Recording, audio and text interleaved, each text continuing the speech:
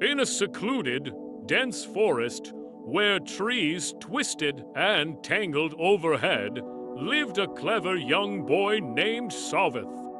Sovath had grown up in the heart of this wild and beautiful jungle, knowing every moss-covered rock, every meandering brook, and every creature that dwelled within. The forest was his classroom, his playground, and his home, and Sovath knew its secrets like no other. One misty morning, Sovath was sitting on the roots of an ancient tree, peeling bark off a branch to carve a small tool. He had a knack for creating things from what the forest provided. He'd fashioned spears from bamboo, fish hooks from sharpened stones, and even a set of sturdy shoes woven from plant fibers. Sovath's mother had always told him he had a gift, and Sovath knew she was right. He felt an unspoken understanding with the forest that guided him in ways he couldn't quite explain.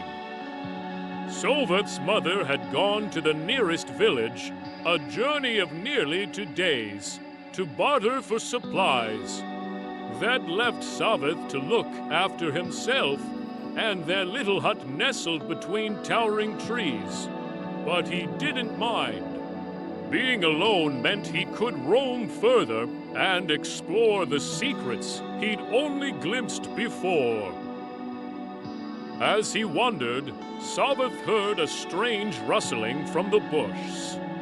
Curious, he crept closer, crouching low to remain hidden. Pushing aside a branch, he saw a young fawn, barely able to stand. Its large eyes were wide with fear, and it was alone. Sovath's heart ached at the sight. He knew enough about the forest to understand that without its mother, the fawn wouldn't survive. Fawn, feeling its fragile warmth against his chest, and decided to take it back to the hut. Days passed, and Sovath cared for the fawn, feeding it leaves and the tender shoots of young plants. He named it Little Leaf for the green speckled pattern on its back. Under his care, Little Leaf grew stronger, and a bond of trust formed between them.